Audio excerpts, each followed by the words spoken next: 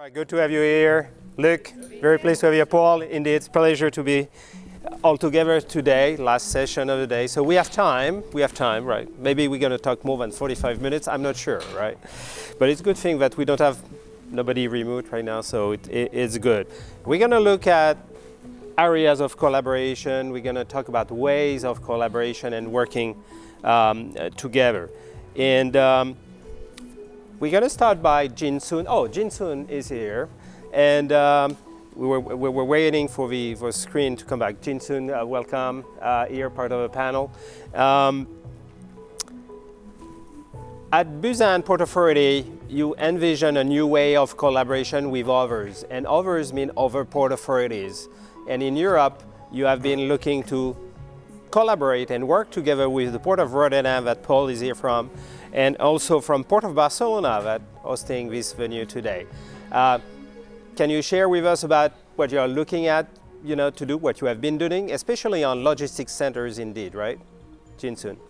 Right. Yes, right. Thank you so much for, having this opportunity. Then, as you might know, Busan Port Authority is the kind of land road in Busan. But we recently have invested to overseas, particularly in Europe, Asia, or in America. But let me, share about Busan Port collaboration cases in Europe. Well, actually, so far there has been lots of, the cooperation practices among or with port authorities, particularly for the digitalization or protocol optimization or environmental, etc., etc. But in this time, Busan Port collaboration with other ports in Europe is from the logistics part. So at first, the background or reason for Busan Port Authority to invest or to advance into the Europe in logistics sector is to provide or to support the Korean or the companies doing business between Korea or in Europe for the logistics wise. And one of the government strategy for the state-owned company is that we should be a supporting platform for the private companies. That's why we are doing this kind of investment. So one of the investment is into Barcelona. In order to implement our project, the collaboration or cooperation from the port authority is very important, and based on the collaboration, we could make it possible. So in case of the Barcelona, BPA, Busan Port Authority, and Barcelona Port Authority, we make a joint venture.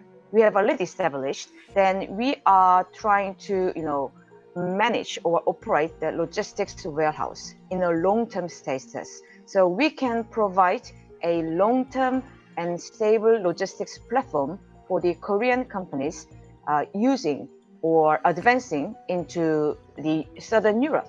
So as I mentioned before, in order for this project, the Port of Busan and Port of Barcelona has, established a common, the cooperative platform that we are doing this business. And the official operation will go into from January next year. Then another project is in Rotterdam.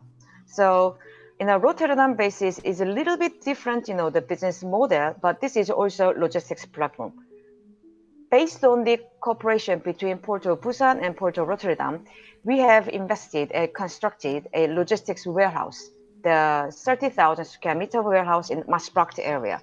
So we leased the land from the Port of Rotterdam, then we built it, and also we will operate for 50 years. Then this project is also same as the Port of Barcelona, is that we can provide a logistics platform for the Korean companies advancing into the Europe. So all these projects has been made based on the support and collaboration from the Port of Barcelona and Port of Rotterdam. So I think as I mentioned, there have been lots of collaboration in digitalization, environment, or some other sectors among the ports, but the PPAs, the collaboration cases with the Port of Barcelona or Port of Rotterdam, that is the real things between the port authorities, from the must do real things to the private sector or to the companies, I think. So that is our stories about our investment in Europe.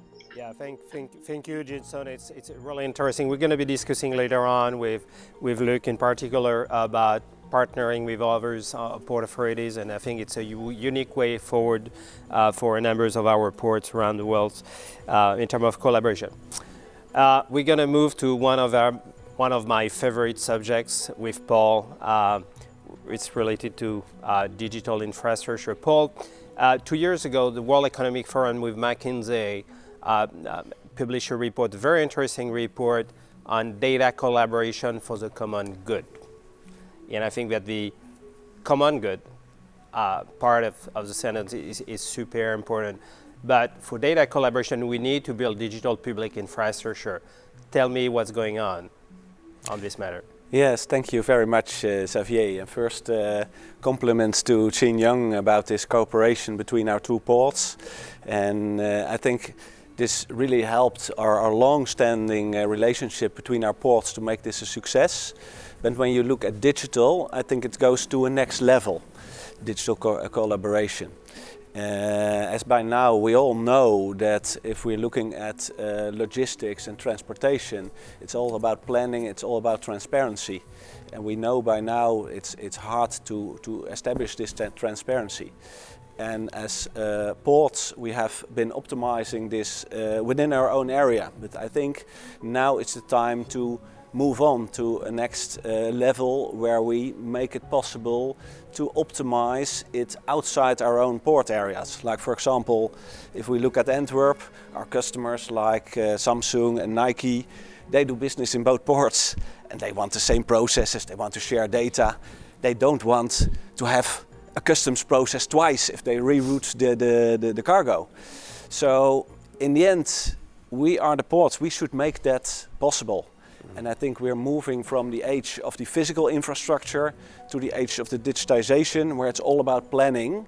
And I think as ports, we also should take our role in enabling this what I call digital infrastructure. It's the data standardization, availability of data, data sharing, and of course the smart services will largely be provided by the commercial parties. But we have a role in enabling this. Yeah, and you were saying that talking to Nike or Heineken and others, I mean, it's building a seamless journey for the customers, right? It's the experience. It's the age of experience. We all know it from ourselves when we do business on our smartphone. It's a new age, and we as ports should also make sure we have a seamless customer journey along our ports. So we're going to take another angle of working together and collaboration at ports or between ports with Barbara. You have a very interesting business case, I have to say. You went through a joint approach with two different ports, Copenhagen and Malmö, in two different countries. You know, what has been the reason behind, you know, and the history of that cooperation? Yeah, well, that's very different, of course, than the cooperation between these two mega ports, right? On different kind of levels. The story between Copenhagen and Malmö was really two ports, two cities, two countries, as you say. Then the bridge between Copenhagen and Malmö was built in 2001, and then instead of being, you know, very close to each other and competing, the suggestion from a political side of the table was to actually merge these two ports into one company. So it was a political initiative to see would it make sense. There was a thorough analysis on how would this actually play out. Then there was a test period agreed upon for 2 years to see does this actually work in real life. Mm-hmm. And not before, I think about halfway through that test period, they decided this is a great idea, and so it went to the full merger. So now it's called Copenhagen Malmö Port. Okay, great. We always say that to create the future, we need to think about the past and think about the history. Luc, you have a very, very specific view of the historical evolution of cooperation and collaboration at ports, right? Don't know Tell it. us. Thank you. But first, would like to comment because it's so extremely interesting what has been said, Paul. about competition. We need to redefine competition as well. Everything is in transition, but also competition. Yeah, so interesting thought, Paul, that we should redefine what is really making the differentiation and what isn't. And domains like digital, but even hinterland. We need hinterland connectivity. We need to think about that, because that has been the major point of competition between ports. Competition is also in evolution. I like that concept. Then I'm of course jealous, Barbara, that you have this merger. As you know, the Port of Antwerp and the Port of Zeebrugge is going to merge and hopefully land next year. So I hope on the next edition of Smart Ports, I'll be able to confirm that also on our side such a merger has been or had a successful start, at least, to say something. But a short word on the history. Yes. I found it remarkable going a bit to the history since the Second World War on collaboration between ports. And after the Second World War, not by coincidence, there was peace brought people together, thinking about also maritime and transport infrastructure.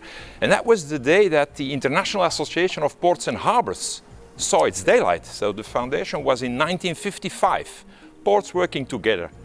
But at the same time, this famous guy, Malcolm McLean, he developed or he invented the container, which was the beginning of globalization.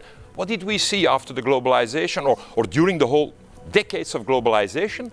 That ports were more focusing on their own. They were looking at developing their own assets. They all wanted to be in the top 10 or the top 20 of major ports being able to follow this containerization. So it took us another crisis, I'm going quickly now, another crisis, the financial crisis, 2008. Took us to bring us together again and to understand something new. We can't do it on our own. That's, I think, the start of supply chain thinking amongst ports. We started to realize that a port as such, an island, is fantastic and you can have the best assets, but if it's not connected, then it doesn't really play a game at all. So we saw the emergence at that moment of new collaborations. Think of Chainport, Temport, working around digital transition, but also Port Authority Roundtable, Coalition of the Willing, working together on specific themes.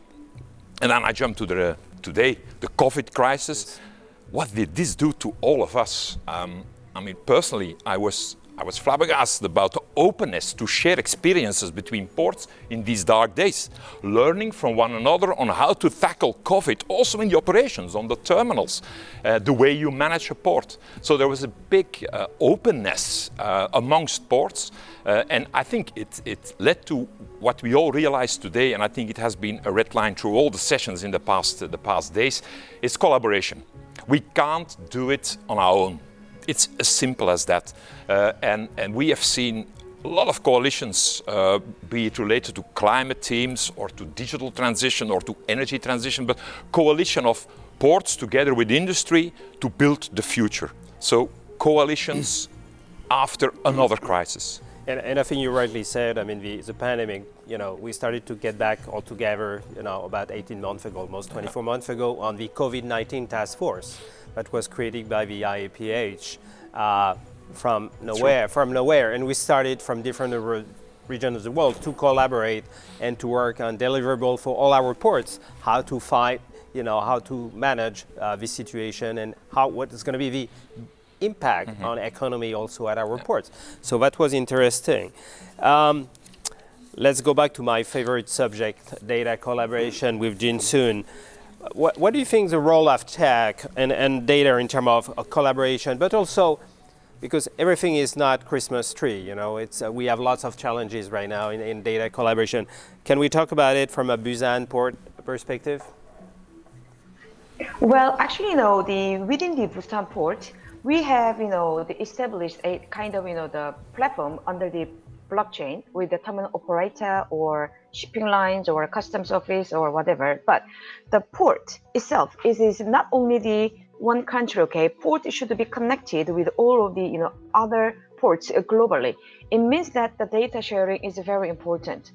However, we have so far, have lots of, the cases to collaborate each other, like the Chainport or the Port Roundtable or etc. They're having many channels.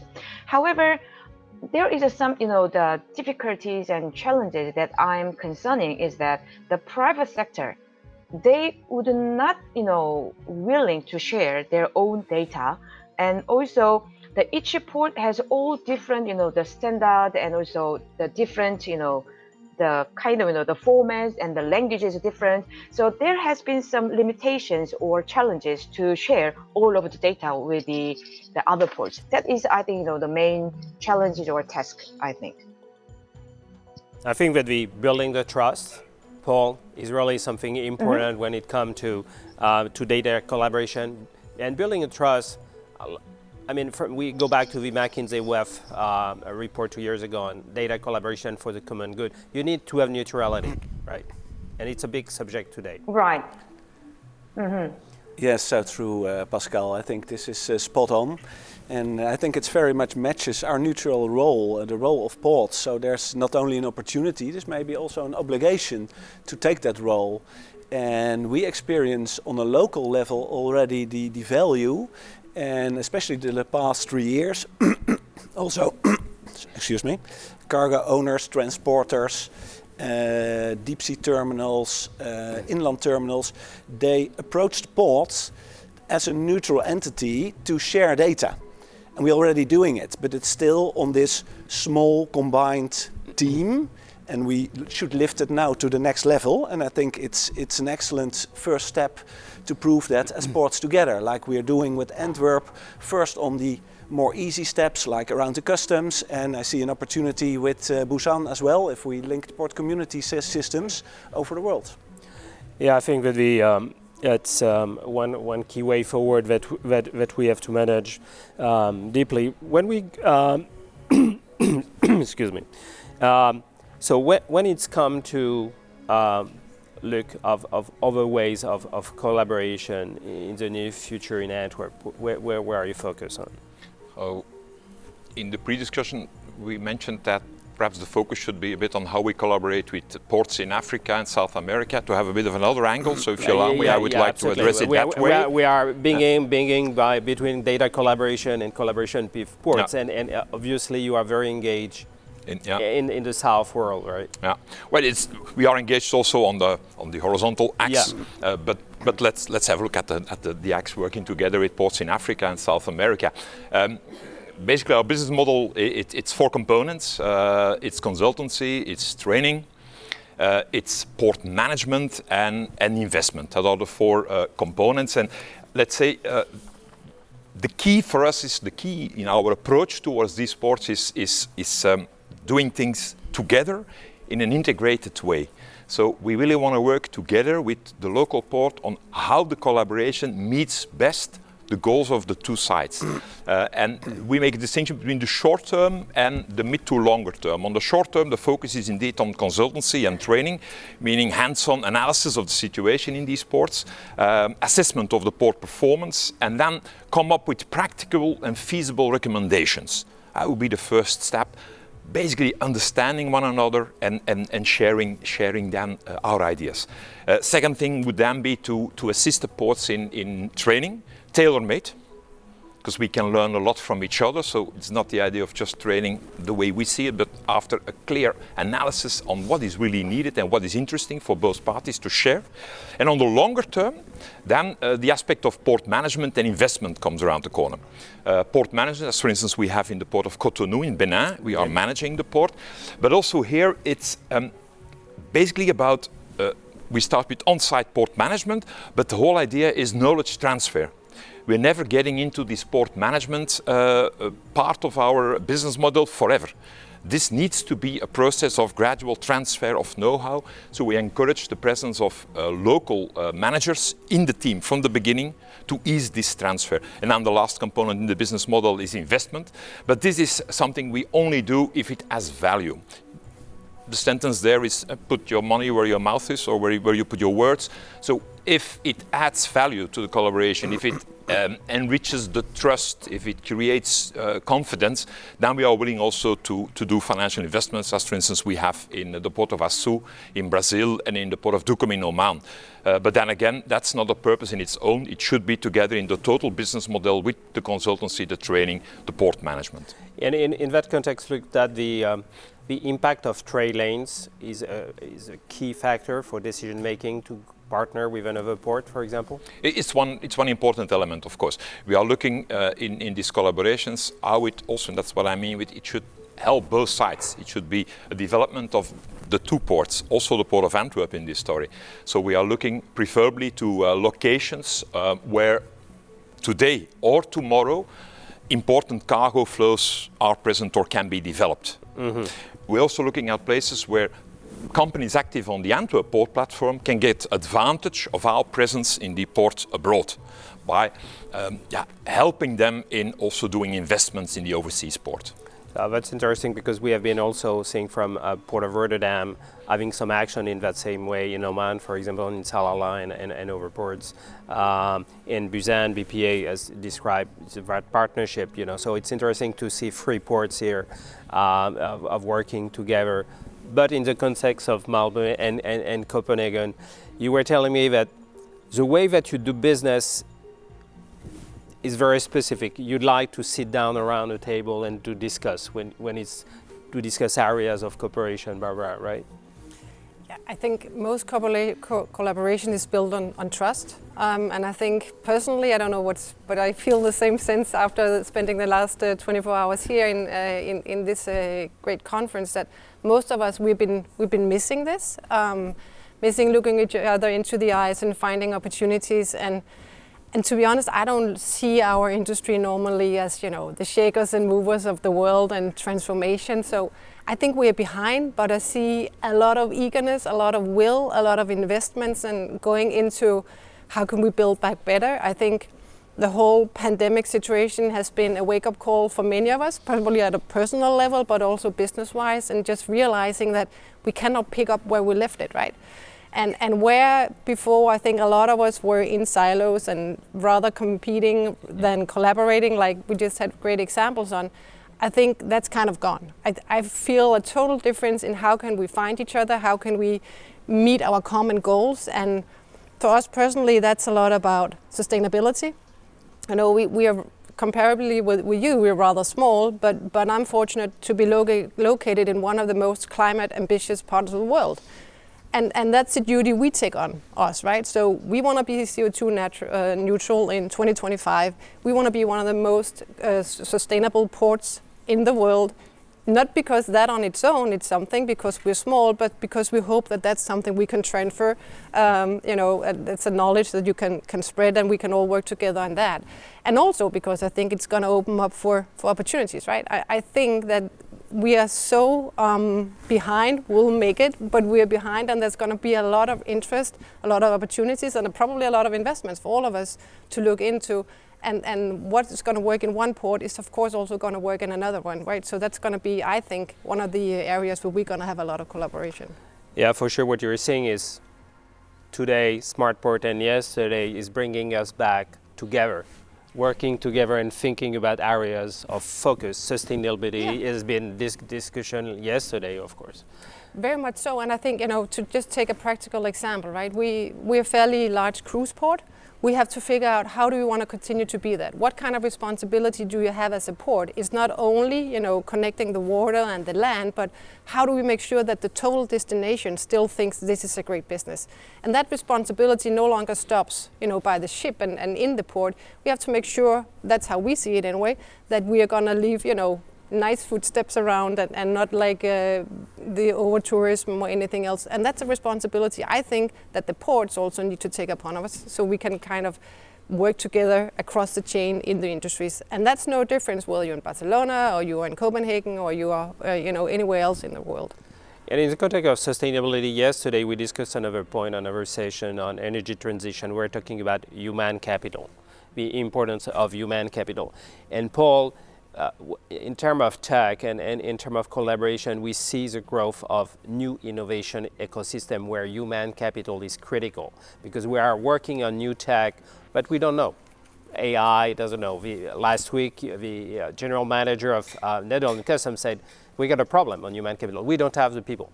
We need to attract the forces. And so if we want to create, we need to bring people from the airline industry, from others industry that can help us to think really different. What is your view on new innovation ecosystems on your side, in the importance of collaboration, Paul? Yeah, Pascal, the challenge is obvious. It's the new age and all innovation. We saw it yesterday at the Smart City conference room. It was all about data, smart data, combining data. And there are not enough employees, and most of the employees don't want to take their car to go to the end of the port area to sit there on a terminal. So how do we make sure that enough youngsters want to go into our business? And I think that there's no one answer, of course, but making this attractive for them to work, for example, by making it possible to have enough of data available. I think that's one of our obligations as a port. Secondly, to create that innovation ecosystem, to combine those partners, also the global partners together, and we can do it from our neutral role. And thirdly, and that was an interesting example, last week with Chainport, we heard from the Port of Shanghai. They moved their terminal operations, their 3D terminal operations with the joysticks, the real smart terminal operations towards the city center. And I think those are new things, new means that should be combined to keep our innovation ecosystem. So we are typically in a smart and sustainable port city environment. It's very interesting what you're saying about Shanghai, because we've been discussing about port city, what's next in a smart and sustainable ways. When you when you go back, if we deep dive on collaboration with other ports, there is a willing, from a strategic perspective, for Port of Antwerp to move towards other port authorities to work together. But you are facing also challenges. And I think it's interesting for the audience that we have around the world that are looking for port authorities to collaborate with others, you know, to learn from your lessons as well. You have good and bad things, of course, you know. Yeah. Well, focusing on collaboration with African ports, it's a different context, and if I can give some comments there. First one would be, don't think out of your own frame of reference. It's really looking for a balance between the interest of the two ports, and we never enter a collaboration with an attitude of we are going to tell you how you should run your ports. We don't know how to run their port, they know that. But what we do is share our successes and share our failures. Talk openly about what works in our framework, what doesn't work. And through this experience you can really help, but not taking a neo-colonial attitude, which sometimes is still around the corner. That's one thought I would have. A second thought, working with some ports around the world, and especially in the African context, it's still very hierarchical. So here is a practical approach.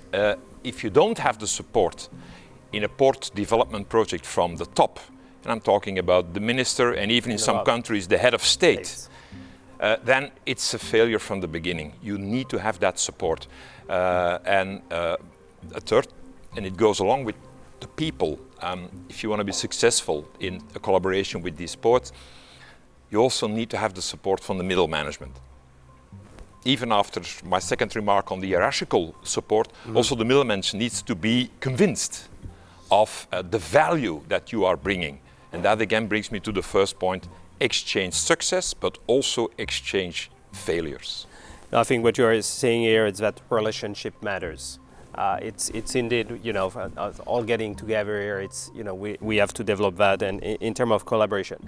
I propose that for all of us, for the last round of discussion, we piggyback from what Luc said and what we have been addressing in the other session, because I think that the word of Luc is very interesting in the context of Smart Port BCN.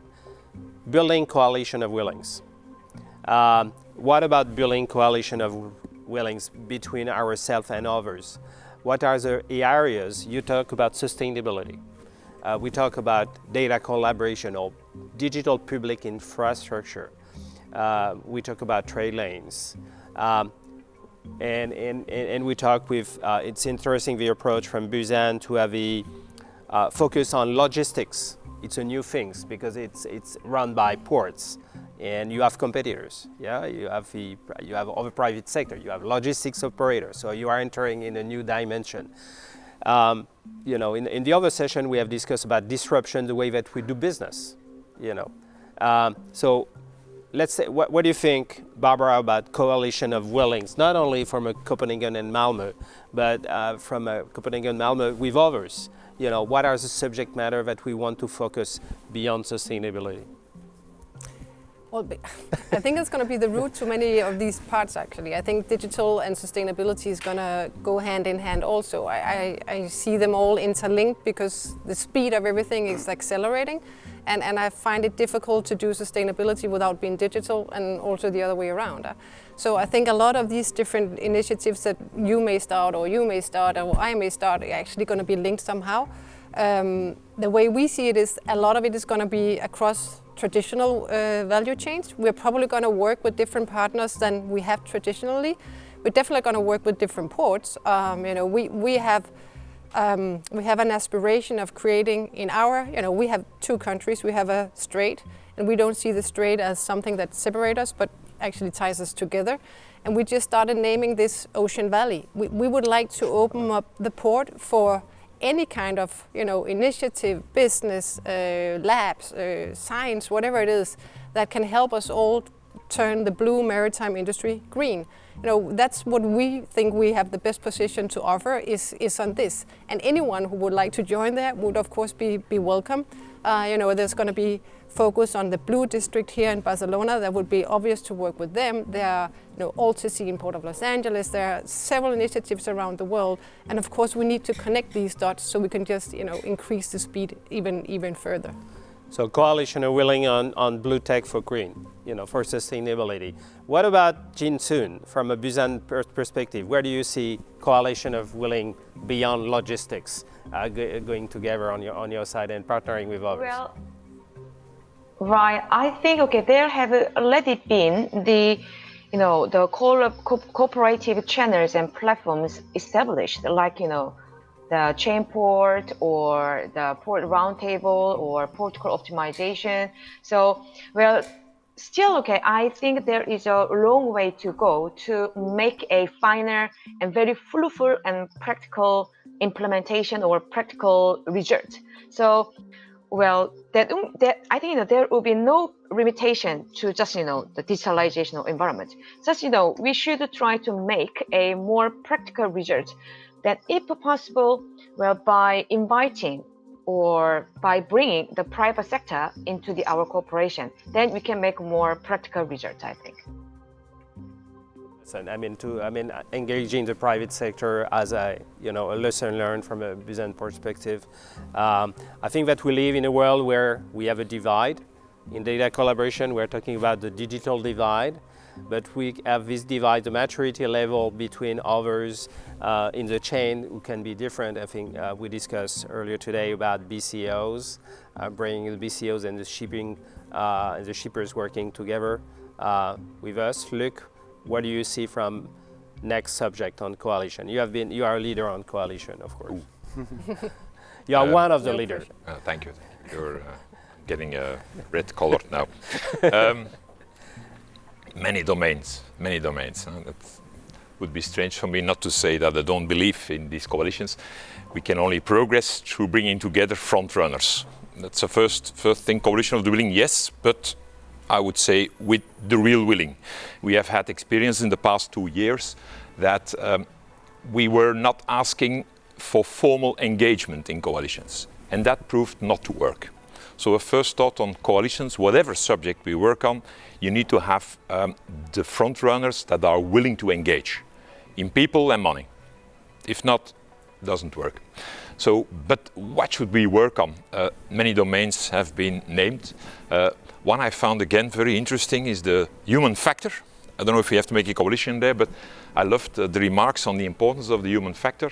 There is something else that threatens our sector in this domain. It's tough times for people working in our sector today. Yes. If you're working today for a shipping line, even if you make so much money, it's a complete disaster. It's a chaos to work for a shipping agent, for instance, today. So they are going to lose people who will leave our beautiful sector.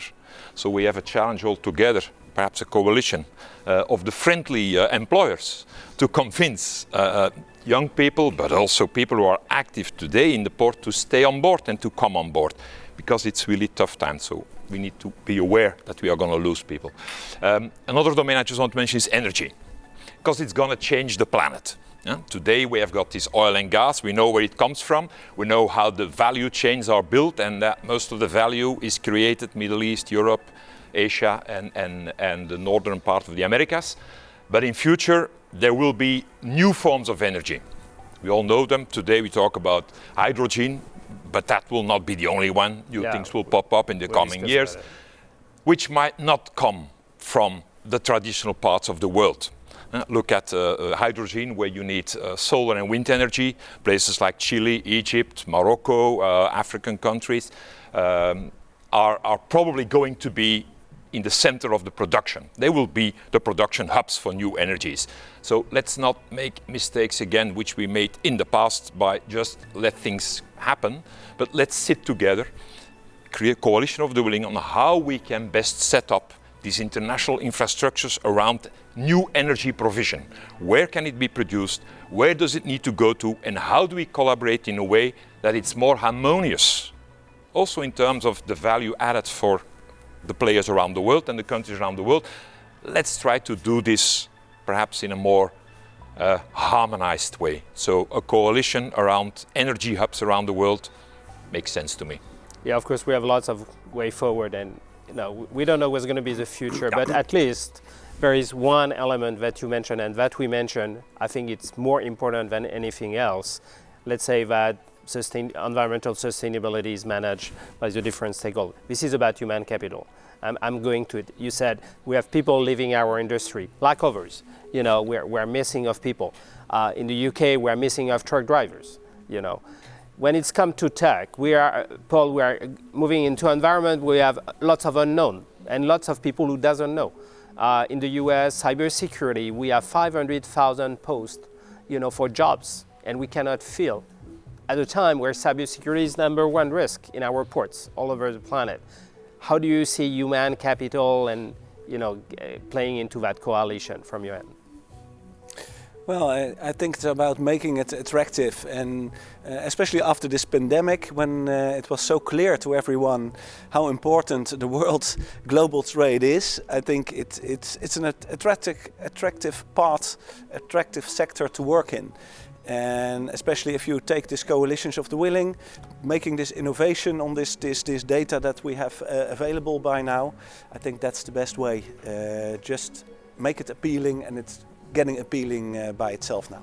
2 days ago with Santiago Milla, just before the kickoff of Smartport, we had a meeting with venture capital firms here in Barcelona.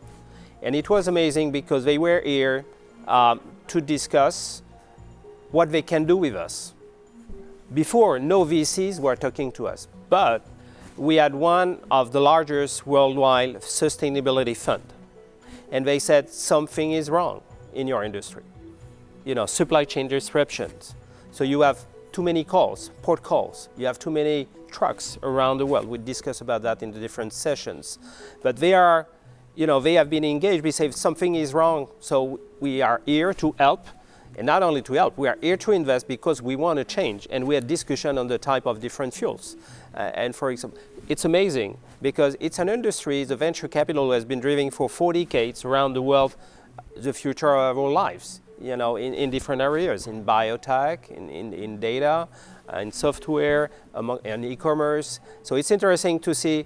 We always said that our industry is an old industry. We need to shake it up. And it's interesting for some time to see investors, venture capital investors and corporate venture capital investors to look at partnering with us, and it's coming not from us, it's coming from them. Yeah. So, it was also part of post COP26 indeed, yeah. Yeah, so Pascal, if you're talking about attractiveness for human capital, where can you better work than in the port area if you want to make impact? And nowadays, I think it's all about impact. There's so much to do, so much efficiency to gain. Yeah, Sorry. Yeah, go ahead. Go ahead, Barbara. I was going to agree totally with Paul, and you know that the VCs have figured out that we are here and used to be a remote business, and there's big changes that's going on. That's just good news, because that means exactly a lot of things will be happening in the next 5-10 years, with or without venture capital. I think, you know, the gentleman here and everyone else that you've been talking to, you know, it's kind of the proving that we will change some things, right? And then suddenly you have you know, different eyes looking at you and say, oh, well, there's money to be made here, right? So I think the workplace will be attractive. I think, you know, we are in the middle of an industry that needs some of the biggest changes, and that always attracts talent, right? You know, you can go in there, you can make a difference, things are happening, speed is on. So I'm less worried about that part. It's probably more, you know, do people who are actually sailing, you know, who have the hard work out there, how do they cope in a pandemic? And of course there are some issues for a lot of our partners there to consider, because that must have been really, really hard times. But that being said, I think we have so many interesting challenges that I just look forward for all of us to clinch into. The same with the energy, totally agree with you, Luc. I guess we're all just trying to tip our toes into the water right now to figure out how do we do this. We are engaging with one of our neighbors in the port, talking about working across value chains. Suddenly, you know, we have a waste to energy, a power plant next to us. We're working with them on a project. How can they capture CO2 when they produce energy? How can we store it? Where can we put it? Can it go into energy production? All of this is, you know, it's happening. It's not just theory anymore. We're in the middle of all this, right? And how can that change our role? Could we become suddenly an energy hub? You know, Copenhagen, you wouldn't have thought so, but suddenly you might have, you know, new green energy in different places, right? So I'm very much with you, Luc. I think we need to sit down and look at, you know, what kind of infrastructure is needed, who is actually going to produce these things, where are the new raw materials? They're no longer in the ground, they're somewhere else, right? So a lot of interesting times ahead of us. It's clear that we had the media's a lot on us, you know, with supply chain disruption. So every consumer around the world, every citizen said, what's wrong at ports, what's wrong on the carriers, what's wrong on trucks, and so forth. And we have to break the ice. And one way to break the ice is, as you all been doing so far around the table, is to think different, like Steve Jobs was saying. So it's a time also to have a different approach. Maybe use the old way for that, you know, thinking forward is, as Barbara said, you know, sit down, let's discuss, and now think different. And it's coming from creativity. And it's again going back to human capital. We had a really very good time all together. It has been a fantastic journey for the last 2 days here in Barcelona. And again, human capital is about relationship, and we have been very pleased all together to tell to our colleagues from around the world how great it was, how fantastic it was to be all together. Even Jinsoon is outside remote. If Albert also from Russia was remote, and others, I think it's demonstrating in our crisis that the value of relationship between people and the play of people in our industry is super important. Great. Thanks all of you. You have a nice week on, and hope to see you soon next year, right? Absolutely. Thank you. Yeah. Thank you, Pascal. Yeah, it has been